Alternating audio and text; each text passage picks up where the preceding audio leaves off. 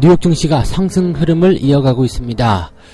고용지표와 소비, 이러한 경제지표들이 긍정적으로 만들어지면서 투자자들의 투자 심리를 크게 개선시키고 있다, 이런 이야기가 나왔고요.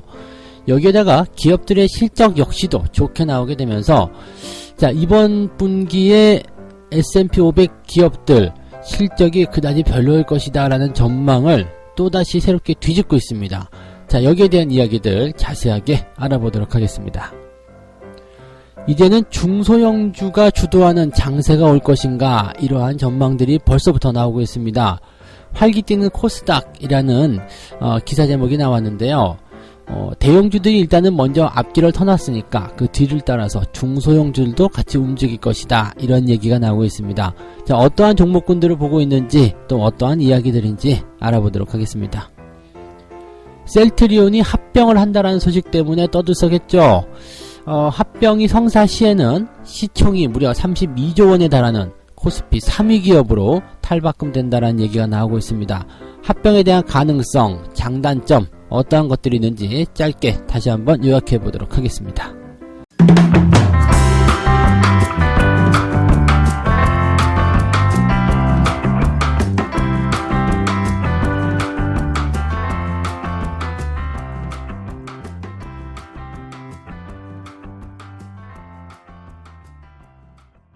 네, 반갑습니다. 오늘은 1월 17일 금요일입니다. 자, 주말장이 시작이 됐고요. 이미 예고를 좀 해드렸듯이 시장은 약간 하락보다는 횡보, 조금 주춤, 그러한 모습이 나올 겁니다. 외국 시장은 잘 나가고 있는데 우리 증시는 왜 자꾸 주춤한다고 얘기해요? 네. 설날을 앞에 두고 있기 때문이죠. 설 명절, 특히 이제 명절을 앞에 둔 시기에서는요, 자금에 대한 어떤 회전이 많지가 않습니다. 오히려 주식을 팔아서 보너스를 주려는 그런 움직임도 나올 수 있기 때문에 전통적으로 명절을 앞에 두고는 연휴가 길다라는 어떤 부담감, 그리고 자금의 이탈 또는 자금의 축소, 이러한 부분들이 나타나게 됩니다. 그래서 대체적으로 이제 거래량이 좀 줄어들게 되죠. 그래서 변동성이 좀 커지게 되고 주가가 쉽게 움직이지 못하는 그런 모양새를 만들어냅니다. 하지만 이제 시장의 분위기가 일단 재료에 따라서 좌지우지되는 경우들이 많기 때문에요. 아직까지는 좋은 재료를 통해서 주가가 더 많이 상승할 것이다 라는 기대감들은 여전히 진행이 되고 있다, 이렇게 생각하시면 되겠습니다. 자, 오늘 첫 번째 이야기 뉴욕 증시부터 말씀을 드려보도록 합니다. 뉴욕 증시가 상승세 계속 이어가고 있죠. 이제 이 정도 흐름이라면은 또다시 새로운 역사가 계속 써지지 않겠는가, 이러한 기대감들이 계속 나오고 있습니다. 새로운 역사, 일단은 좋긴 합니다만은, 월가 매니저들은 이러한 새로운 역사 속에서도 이제는 너무 옳은 것이 아니냐, 이러한 평가들도 같이 내리고 있다라고 합니다. 그래서, 그동안 이제 비중을 많이 확대해서 수익을 많이 냈었던 이런 대형주 또는 시장의 주도주들, 이런 쪽에서 약간 차익 실현에 대한 준비도 같이 병행하고 있다는 소식도 전해지고 있어요. 그러니까, 일단 무조건 마냥 좋지만은 않다. 좋은 건 좋은 건데 마냥 좋지만은 않다. 항상 그 이면에 있는 것도 조심해야 된다라는 이야기 같이 한번 전달해 드리면서 이야기 시작합니다. 일단은 고용지표, 소비지표, 이런 것들이 좋게 나왔습니다. 12월에 소매 판매가 0.3% 증가했다라고 되어 있고요. 이것은 이제 시장이 예상했었던 0.3% 증가에 딱 맞는 수치가 됐습니다. 그래서 긍정적으로 이야기가 나왔다라고 판단하시면 되겠고요. 연말에 이제 쇼핑이 잘 이루어졌다라는 분석이라고 보시면 된다고 합니다. 그래서 연말 시점에서 이제 중국의 광군제도 있었겠고요. 그 다음에 블랙 프라이데이가 한 몫을 제대로 하지 않았나, 이런 판단을 해볼 수가 있겠습니다. 그리고 이제 12월에 자동차와 휘발유를 제외하고 나면은 이 소매 판매는 무려 0.5%가 늘어난 것으로 집계가 되고 5개월 내에 최고 상승폭을 기록했다라고 얘기하는 거죠. 이 자동차 같은 경우는 보통 12월에 매매를 좀 많이 하긴 합니다만은 이것이 이제 내구재 쪽이다 보니까 경기가 아주 좋아지지 않는 시점에서는 폭발적으로 늘어나지 못하기 때문에 이것을 제외했다라는 것은 이제 좀 장기적인 관점, 덩어리 큰 것을 조금 빼놓고 봤다라고 우리가 판단해 보셔도 괜찮을 것 같아요. 그래서 실질적인 이제 그 소비자들의 소비 패턴들은 긍정적으로 계속 유지가 되고 있었고 더 늘어났다라고 얘기가 되고 있는 모습이네요. 그 다음에 뭐 고용지표 같은 경우도 긍정적으로 나왔죠. 지금 보면은 이제 지난주 실업수당 청구 건수가 그 전주보다 10,000명이나 감소를 했다고 합니다. 시장 예상치는 21만 6천 명이었는데 실제로 발표치는 20만 4천 명이 나왔죠. 그래서 시장보다도 더 많이 이런 그 청구 건수가 하락을 하게 되면서 고용시장은 여전히 좋다. 미국의 고용은 여전히 탄탄하다는 것을 다시 한번 확인을 시켜줬다고 합니다. 이 모든 부분들은 미국 경기가 좋아지고 있다는 의미가 되기 때문에 긍정적으로 투자 심리를 자극했다라고 보시면 되겠고요. 기업들의 순이익도 좋게 나왔죠. 모건 스탠리가 4분기 순이익이 전년 동기 대비해서 46% 증가했다. 지난번에 이어서 이제 대형 기업들의 실적이 계속 증가세를 보이고 있다라고 보여주고 있고요. 그 다음에 S&P 500 기업 중에서 약 7% 정도가 현재 4분기 실적을 공개했는데 이 중에 76.5%가 예상보다 나은 순이익을 기록했다라고 이야기가 나오고 있습니다. 지금 보면 이제 그 지난 4분기 순이익이 이제 2018년도 대비해서 그다지 썩 좋지는 않을 것이다라는 전망이 뭐 예외로 나오긴 했었는데 이번에 지금 실적 발표되는 것을 봐서는 그렇게 나쁘지도 않은 것 같다라는 판단들이 나오고 있는 거죠. 그래서 아무래도 이제 이 미중 무역 분쟁에 대한 합의가 이제 진행이 되고 여기에서 무역 분쟁 우려감이 또 줄어들게 됐잖아요. 그렇게 되면서 전체적으로 이제 시장에 좋은 분위기가 형성이 됐고 또 실질적으로 그러한 어떤 그 기업들의 실적 같은 부분들이 더 빠르게 반응이 되는 것이 아닌가 이런 판단도 좀 되고 있습니다. 이런 것도 이제 그 더 빠르게 반응이 되기 시작한다면 기업들의 실적을 통해서 주가가 더 빠르게 상승할 수 있겠죠. 왜냐하면 기업들 실적이 증가했다. 그런데 주가는 그대로다. 이 저평가에 대한 논란이 휩싸일 수 있거든요. 그러다 보면 투자자들이 더 빠르게 시장에 유입이 될 수 있는 상황이 나오게 되는 거죠. 증시가 좋다는데 가만히 있을 리가 전혀 없다라고 보시면 되는 겁니다. 자, 이렇게 해서 미국 증시 같은 경우는 뭐 큰 걱정할 거 없죠. 재료도 뭐 나쁘지 않고요. 그래서 여러분들 뭐 긍정적으로 생각하시면 되지 않을까 생각합니다. 다음 이야기로 바로 넘어가도록 하겠습니다. 중소형주가 주도하는 장세가 올 것인가 라는 질문이 떨어졌습니다. 중소형주가 주도하는 장세 조금 이르지 않나라는 생각이 좀 들긴 드는데 미리 알아둬서 나쁠 건 없겠다라는 생각에 이 뉴스도 같이 뽑아봤습니다. 현재 보면은 이제 그 중국 소비, 반도체, 바이오 이러한 종목군들 쪽으로 활발한 순환매가 이루어지고 있다 이런 얘기가 있고요. 또 개인들이 1조 원대의 순매수를 진행하게 되면서 종목 장세도 주도하고 있다. 강력한 모멘텀이 다양하게 한 해 동안 순환매를 지속할 전망이다. 이런 얘기들이 이제 증권사 쪽에서 다 흘러나온 이야기고요.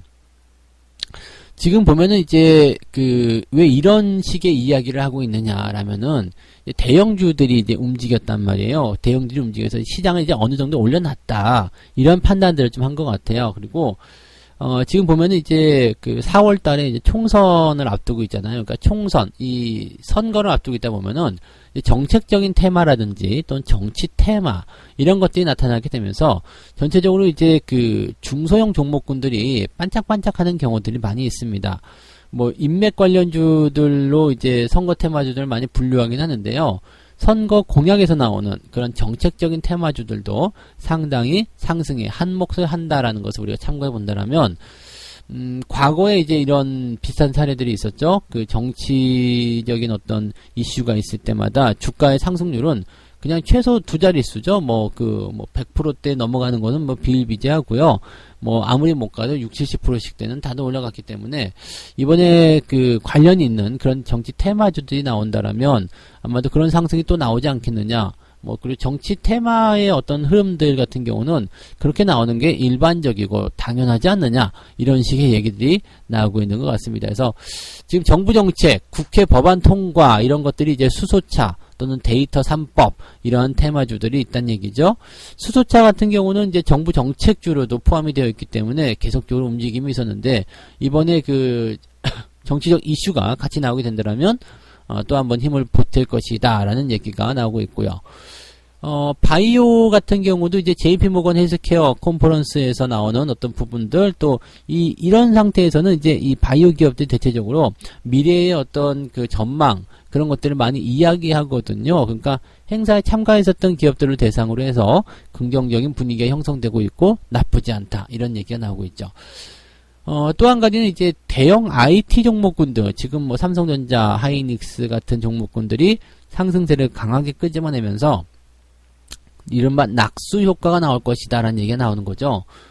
완제품이든 아니면 뭐 어떤 그 부품이 됐든 어떤 이런 그 업종 내에서 대단한 그 성과를 보여주는 그런 큰 기업들이 상승세를 보이게 되면 거기에 파생되어 딸려오는 부품주들, 즉 그 회사에 납품을 하는 회사들, 즉 협력 회사의 입장에서는 더없이 좋은 분위기가 형성이 됩니다.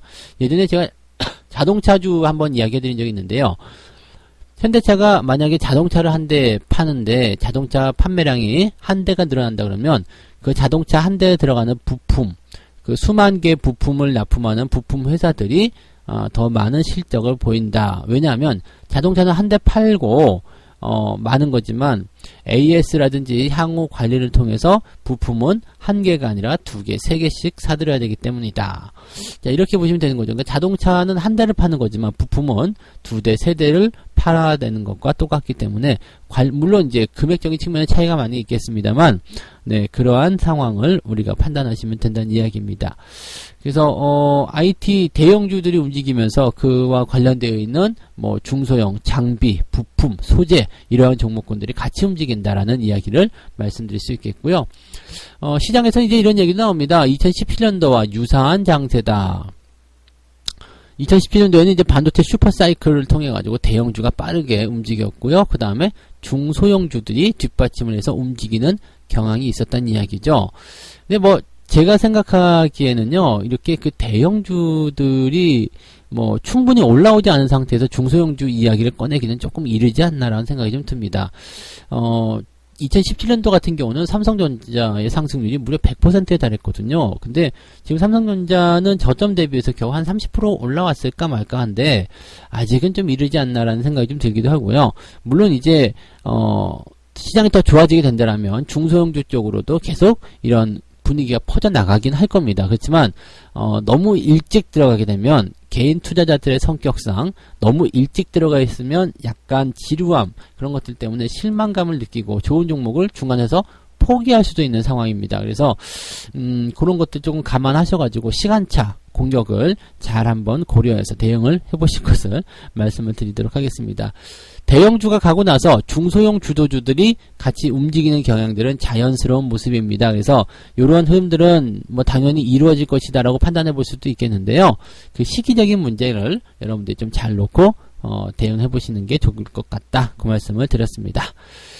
자, 그 다음에 이제 가장 이슈가 됐었던 그 종목 중에 하나가 이제 셀트리온입니다. 왜냐하면 이제 합병 이야기를 했단 말이죠. 그래서 제가 어제도 그 셀트리온 합병에 대해서 특별하게 이제 코너를 뽑아가지고 컨텐츠를 하나 올려놨는데, 셀트리온이 합병이 되고 나면 이제 어떤 시나리오가 나올 것이냐, 거기에 대한 내용이겠죠. 그래서 그런 부분들 좀 참고해 보시면 도움이 되실 것 같고요. 셀트리온과 관련된 부분을 우리가 좀 참고해 보면, 이제 어제 서정진 회장이 셀트리온의 3사, 셀트리온, 셀트리온 헬스케어, 셀트리온 제약, 이 세 개의 기업을 주주들이 원한다면 합병을 하겠다라는 얘기를 했습니다. 합병을 시킨다라고 된다면 이제 모든 걸 다 한 회사에서 해버리는 그런 종합 회사라고 봐야 되겠죠. 이런 회사가 만들어지게 된다라고 보시면 되는 건데요. 물론 이제 내년에 이제 그런 생각이 있다라는 얘기를 했습니다. 지금은 1월인데 내년도 이야기를 벌써 시장에 반영하면 되겠느냐라는 생각을 할 수도 있겠습니다만, 중요한 건 이거예요. 과거에 이제 2018년도 초반이죠. 이때 셀트리온이 코스닥에서 코스피로 넘어갈 때도 2017년도에 그 상승 반영을 다 시켜버렸단 말이에요. 그러니까 기대치를 가지고서 올라가는 부분이 있기 때문에 실제적으로 그런 합병 이슈가 가시화된다 그러면 그 이전에 주가가 충분히 반영을 시켜줄 것이다 라는 얘기가 나올 수 있다는 얘기가 되는 겁니다. 현재 지금 상황을 좀 보게 되면은요, 셀트리온하고 셀트리온 헬스케어, 셀트리온 제약, 이 모두 다 합치게 되면은 시가총액이 무려 32조, 조금 넘어갈 수도 있겠죠? 네, 어쩌면 이제 주가가 더 상승하게 되면 32조 이상의 그런 대형 기업이 탄생하게 되고, 단숨에 코스피 3위, 네. 삼성전자 하이닉스에 이어서 셀트리온이 다시 3등 기업으로 될 수 있다는 얘기가 됩니다. 처음에 그 코스피로 넘어올 때도 셀트리온이 3등 찍고 넘어왔었죠. 근데 그런 분위기도 만들어낼 수 있다는 얘기가 되는 거고요. 이런 그 코스피 쪽에서 대형 그냥 자리매김을 하는 정말 대단한 기업으로 판단이 좀 될 수도 있는 상황이 좀 될 수도 있는 거고요. 한 가지를 더 본다면 이제 셀트리온 제약하고 셀트리온 헬스케어가 지금 코스닥 시장에 머물러 있지만 얘네들을 끌어다가 코스피 시장으로 땡겨버릴 수 있는 그런 코스피 이전 효과를 같이 누릴 수도 있다는 얘기가 되는 겁니다. 그래서 이러한 내용들, 그렇기 때문에 지금 현재로서는 셀트리온 헬스케어나 셀트리온 제약이 오히려 수혜를 받고 있다라고 보시면 되겠습니다. 이게 상승폭이 헬스케어와 제약이 훨씬 더 크게 나타나고 있다는 것을 아시면 될 것 같고요. 이 세 회사가 합병을 하게 되면 좋은 점은 많습니다. 뭐 일감 몰아주기 논란부터 시작해서요. 이런 덩치적인 부분들, 그 다음에 경쟁력, 뭐 이익률 이런 부분들이 모두 다 긍정적으로 더 시너지 효과를 발휘할 것이다 라고 얘기가 좀 되고도 있습니다. 저 같은 경우도 그렇게 생각하고 있습니다. 실제로 뭐 기업 가치가 크게 바뀌진 않겠죠. 그렇지만은 어떤 이제 가시적인 효과라든지, 그 다음에, 그동안 이제 계속적으로 끊임없이 나타났었던 어떤 논란의 이슈들이 좀 잠재워질 수 있는 그런 부분들이 좀 될 수 있겠고요. 이게 같은 그 계열의 그 업종 종목들끼리 이 합병, M&A를 하면은 거기서 나타나는 시너지도 상당한데, 뭐 같은 어떤 식구라고 봐야 되잖아요. 같은 식구가 힘을 한데 뭉치게 된다면 거기서 나타나는 시너지 효과도 굉장히 긍정적일 것이다라고 볼 수가 있는 거죠. 그래서 그러한 기대감들이 좀 있는데, 이제 문제는 이제 이러한 합병에 대한 기대감들은 이미 2017년도부터 나오지 않았었느냐, 그런 얘기. 이미 나왔었던 이야기다. 그래서 지금 새롭게 이야기 나왔다고 해서 그것이 확정되지 않는 이상은 좀 특별한 어떤 의미를 부여하지 못한다, 이런 분석도 좀 있고요. 또 한 가지는 이제 합병 비율이죠. M&A를 하게 되면은요, 합병의 비율이 산출이 되게 되는데, 거기에 따라서 주주들이 반대할 수도 있습니다. 왜 난 이거밖에 안 주냐, 이렇게 나올 수 있거든요. 그러면 이 합병 자체에 반대하는 주주가 있을 테고요. 그 다음에 합병 비율에 따라서 반대하는 주주들의 목소리가 나오겠죠. 모든 사람들이 입장이 다르기 때문에 그런 모습이 충분히 나올 수 있어요. 그러면 반대표가 생각보다 많다라면 합병 자체가 무산될 수도 있다라고 생각할 수가 있는 거죠. 일단 뭐 합병이 된다라면 셀트리온에게는 저는 긍정적인 뉴스라고 좀 판단이 되고 있습니다. 그래서 합병이 될 것이냐 말 것이냐, 그것이 이제 가장 중요한 포인트가 될 것 같다 생각되고, 어쨌든 주주가 원하면 합병하겠다라고 이 최고 경영자가 이야기를 했기 때문에 거기에 대한 어떤 논란과 기대감은 당분간은 이어지지 않겠느냐, 이런 분석들이 뉴스를 통해서 나오고 있다 생각하시면 되겠습니다. 뭐 나쁜 점보다는 이제 좋은 점이 기업에게는 훨씬 더 많은 뉴스다라고 생각하셔도 괜찮을 것 같다 말씀드립니다. 자, 이렇게 세 가지 이야기 말씀드렸습니다. 뉴욕 증시가 고용지표와 소비지표, 그 다음에 기업들의 실적 호조를 통해서 좋은 흐름을 이어가고 있다, 괜찮은 분위기다, 이렇게 말씀드리고요. 중소형 주도주들의 장세가 새롭게 올 것인가, 그래서 활기뛰는 코스닥이라는 이야기가 나오고 있습니다. 대형주를 따라서 중소형주가 올라가는 것은 당연하지만 조금 시기상조 아니냐, 이러한 느낌도 들고 있으니까 거기에 대한 내용들 참고하시면 되겠고, 셀트리온이 합병을 하겠다라는 얘기가 나왔는데, 이렇게 됐을 경우에는 단박에 코스피 3위의 기업으로 올라서게 되는데요. 좋은 장점이 훨씬 더 많은 이 합병 이야기지만 여러가지 변수들 있고요. 주주들이 반대를 할 가능성도 있다라는 것을 참고하시면 되겠습니다. 그래서 합병에 대한 부분들은 뭐 가시화되기 전까지 기대감을 계속 가질 수 있겠습니다만, 또 여기에 너무 폭 빠져야 될 이유는 없겠다라고 보시면 되겠습니다. 자, 오늘도 책 한 꼭지 읽고 마무리하도록 하겠습니다. 일단 강세장이 들어서고 누구라도 주식 투자로 수익을 올리는 상황에 도달하게 되면 다른 많은 투자자들은 금리와 기업 이익에 관심을 두는 것이 아니라 주식을 사지 못하는 게 치명적인 실수처럼 보인다는 사실에 더 민감한 게임에 빠지게 된다. 무슨 얘기냐면요. 강세장이 일단 시작이 되면요. 주가가 더 올라갈 것이다. 또는 펀더멘털이 어떻게 될 것이다. 이런 것들을 생각하는 것이 아니라 아이고 내가 저 올라간 주식을 못 샀네. 아이고 아까워라. 지금이라도 빨리 사야 되겠다. 이런 생각에 완전히 잠식된다는 얘기입니다. 그래서 이렇게 되면 이제 이성적인 판단을 잃고 급등하는 주식을 무작정 따라가는 묻지마 투자가 나타날 수 있겠죠. 이렇게 되면은 상당히 피곤해진다라는 이야기들 여기서 하고 있는 겁니다. 그래서 시장이 어떤 상황이든 급락이든 급등이든 상승세든 하락세든 다 똑같습니다. 주가가 올라가는 위치, 상승하는 움직임들은 다 똑같습니다. 다만 상승장과 급등세에서는 살만한 종목이 많은 거고 하락세와 급락세에서는 살만한 종목이 많지 않다는 차이만이 있을 뿐이다 라고 보시면 되겠습니다. 기준을 스스로 무너뜨리지 않는 그런 투자를 하시기 바랍니다. 자, 주말장이라 변동성도 좀 심할 텐데요. 네, 슬기롭게 잘 이겨내시기 바라고요.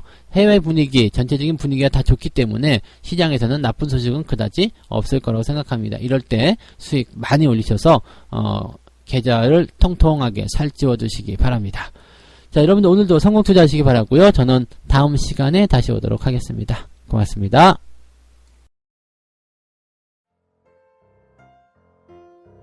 본 방송에서 제공되는 모든 정보는 투자 판단의 참고 자료이며 투자의 최종 책임은 본 방송을 이용하는 본인에게 있습니다.